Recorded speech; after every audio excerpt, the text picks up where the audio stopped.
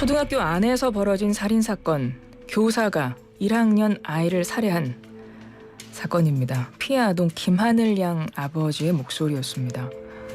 울분과 울음이 섞인 목소리를 듣고 있으니까 더 가슴이 아픈데요. 아이들이 가장 안전해야 할 학교 안에서 벌어진 사건으로 온 사회의 충격이 큽니다. 피의자인 가해교사의 과거 정신병력이 언급되고 있기도 한데요. 구체적인 범행 동기와 당시 상황, 또 계획 범죄 여부 등 밝혀야 할 부분이 많습니다. 배상훈 프로파일러 전화 연결해 봅니다. 프로파일러님. 네, 안녕하세요. 배상훈입니다. 네.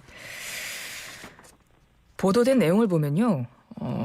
아이가 4시 40분까지 돌봄 수업을 듣고 미술 학원에 갈 예정이었대요. 그리고 그 사이에 사건이 벌어진 겁니다. 실종 신고되고 아이가 발견된 거는 5시 50분입니다. 그러니까 1시간 10분 정도가 지나서 아이가 발견된 건데요. 이 사건은 언제 발생했을 걸로 보세요? 4시 40분에서 4시 50분 사이, 그때 이제 그 돌봄 교실에서 나와서 나가려고 할 때 아마 그 가해자가 그 기저질실로 끌어들인 것으로 추정이 되고요. 그 과정에서 이제 공격이 이루어졌을 것이고, 공격이 조금 시간이 걸렸을 거라고 생각합니다.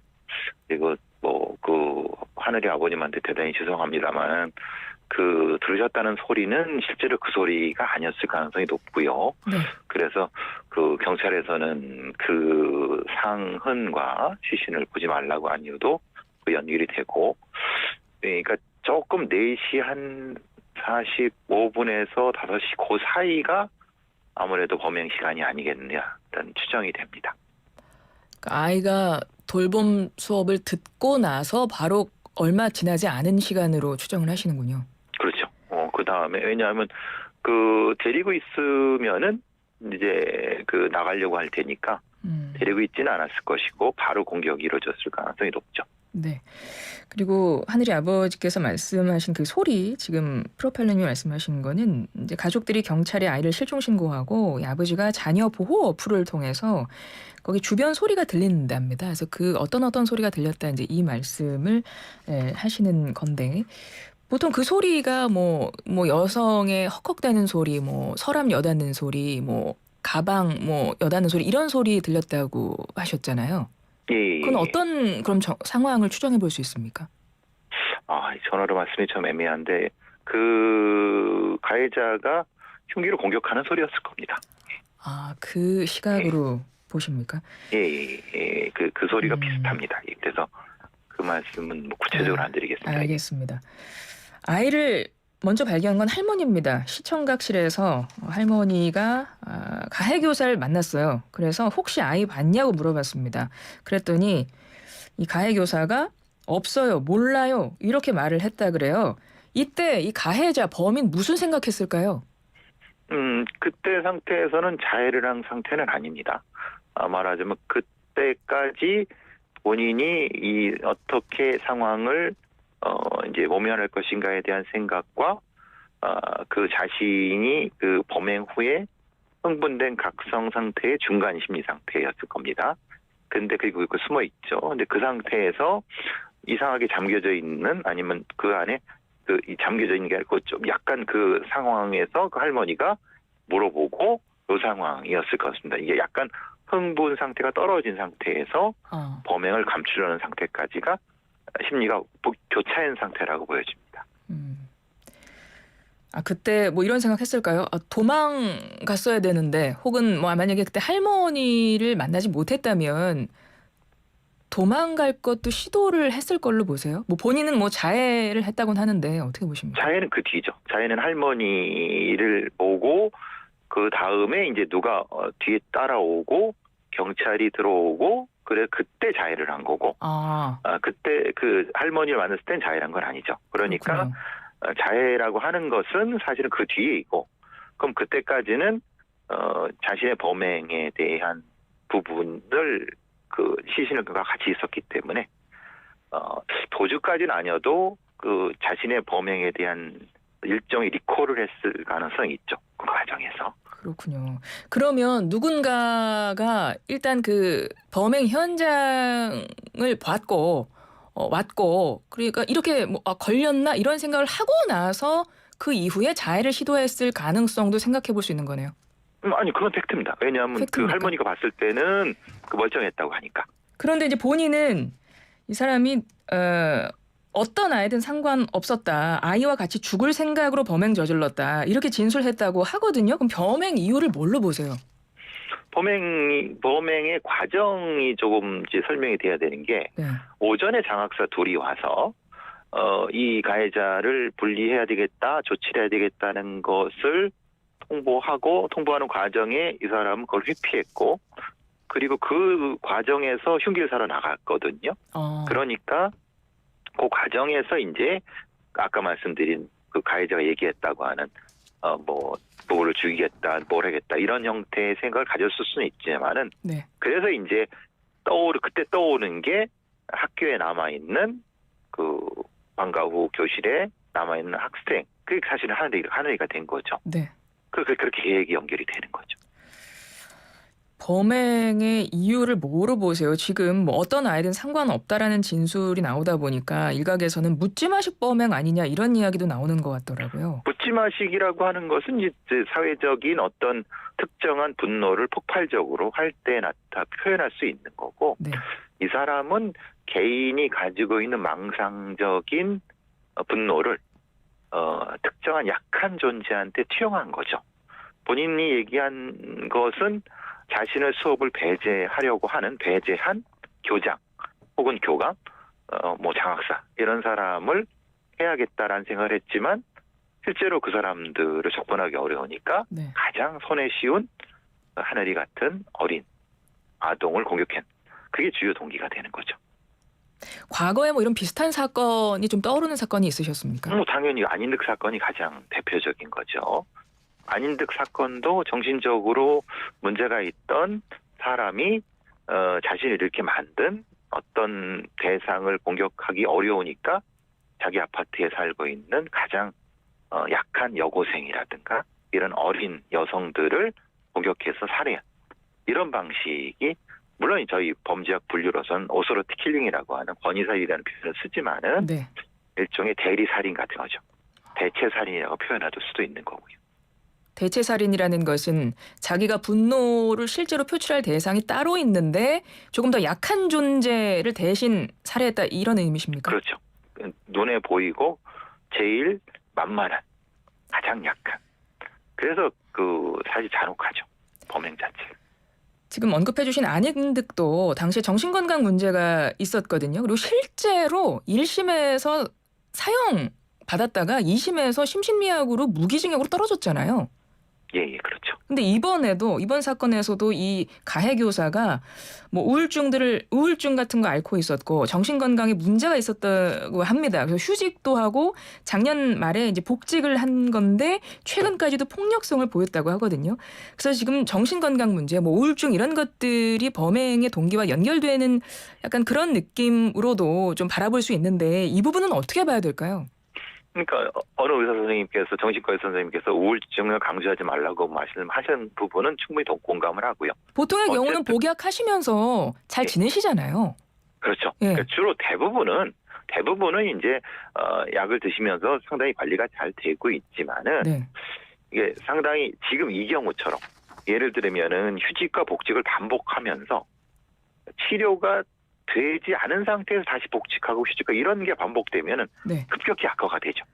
그리고 요번 마지막에 휴직된 것도 휴직을 12월 9일 날 했는데 바로 20일 만에 복직했는데 그것도 사실은 문제가 있는 거죠. 왜냐하면 완치가 된 게 아니라 그냥 본인이 생각했을 때 나와야 되겠다 생각해서 진단서를 끊어갖고 나왔으니까 이렇게 반복적인 어떤 이런 휴직과 복직이라든가 치료했다 안 했다 이런 것은 심각하게 병식이 굉장히 높을 수 있죠. 병식이 높다는 것은 폭력성이 그만큼 높다는 것을 얘기하는 겁니다.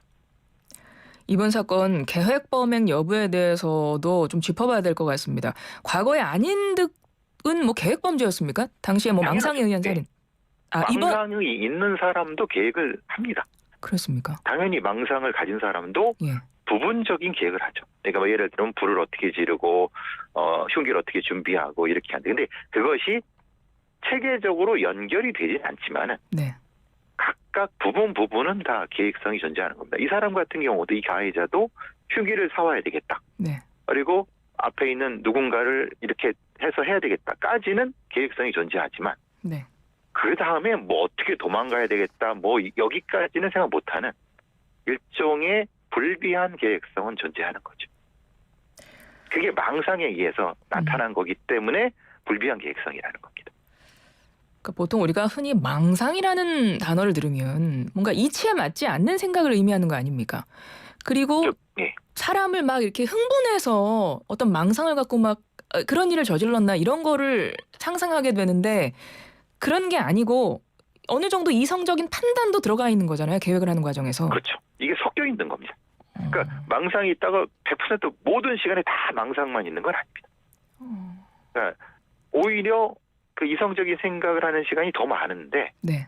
무엇인가 자극이 들어와서 갑자기 컴퓨터를 부수고 주변 사람을 때리고 그 다음에 그것이 떨어지면 다시 또 이성적인 생각을 하고 네. 이렇게 되는 거지 모든 시간에 다 망상이 있어서 막 날뛰거나 이렇지는 않습니다. 우리가 그건 착각하는 겁니다. 아, 그렇군요. 그러니까 위험하죠. 왜냐하면 겉으로 보기에는 평온하고 교통사랑 똑같은데 근데 사실은 뭔가 자극이 들어가면 망상적 자극이 들어가면 굉장히 폭력적으로 되니까 그게 문제라는 거죠. 특히 그걸 아이들은 알 수가 없는 겁니다.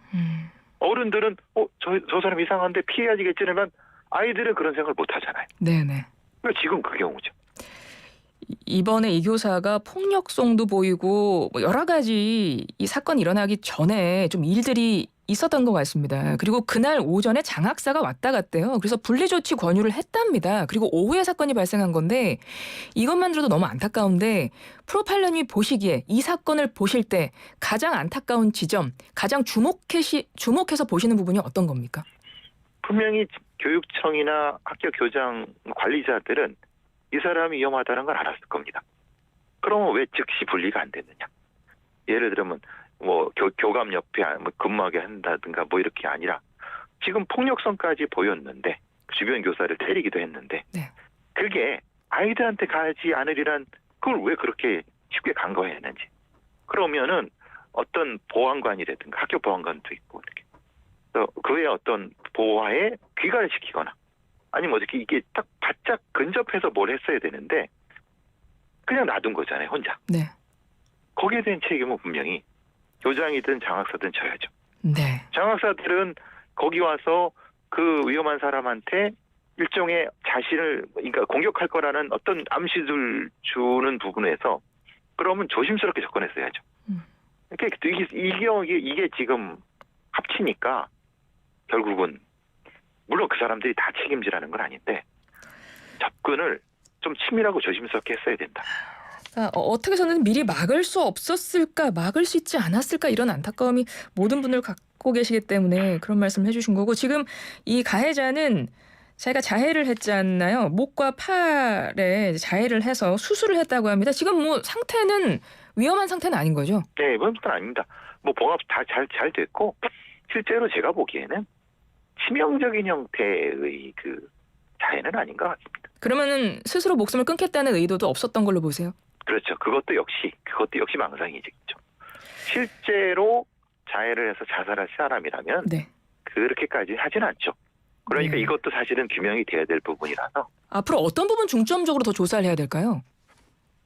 실제로 어디까지 계획을 했는가 그리고 대상이 그 하늘이 말고 또 다른 어떤 것이 있었는가 얼마나 뭐 계획성과 대상성 그 다음에 이제 제도적인 측면에서는 왜 미리 분리조치 못했는가 이런 부분 세 가지를 중심으로 하겠지만은 마지막 부분은 교육 제도와 관련된 부분이기 때문에 그건 조금 이제 교육 당국하고 얘기를 좀 더 해봐야 되겠죠. 네, 신상 공개 이루어질까요? 좀 안타깝습니다. 사실은 신상 공개가 지금 같은 게 이루어질 것 같은데 네. 그 부분도 논란이 될 수 있을 것 같죠. 아무래도 많은 분들이 신상 공개가 돼야 된다고 생각을 하시는 것 같은데 네. 저도 그렇게 생각하는데 조금 찜찜한 면이 좀 있어서 이게 뭐 교사의 그러니까 아까 말씀하셨던 그 자해 부분이 뭐 벌써 교사의 자작극 아니었냐 이런 얘기도 나오는 것 같습니다. 근데 어떻게 보세요? 그렇게 보시는 건가요? 왜냐하면은 애초에 자해를 하려고 했으면은 하늘이를 공격한 후에 했겠죠. 직후에. 근데 그게 아니라 그 시간이 좀 지체된 상태에서 사람들이 오고 그러니까 그래서 이제 자작극까지는 아니어도 네. 같이 뭐 하려고 했던 건 거짓말인 거고 뭔가 닥치니까 뭔가를 한 것 같은데 그러니까 연관성은 없는 부분, 부족한 부분인 거죠. 알겠습니다. 심신미약 주장에서 형이 감경될 가능성도 있습니까? 아닌 듯처럼? 있을 수 있죠. 왜냐하면 지금 이거는 명백히 그 의사의 진단이 있었고 네. 반복적이고 근데 그게 범행 자체가 아니라 치료적인 형태에서의 부분인 거지 네. 범행 자체에 대한 감형은 안 될 겁니다. 알겠습니다. 오늘 말씀 여기까지 드릴게요. 고맙습니다. 감사합니다. 지금까지 배상훈 프로파일러였습니다. 하늘의 별이 된 김하늘 양의 명복을 빌겠고요. 참 하늘 양에게 어른들이 미안하다 이런 말을 전해주고 싶습니다.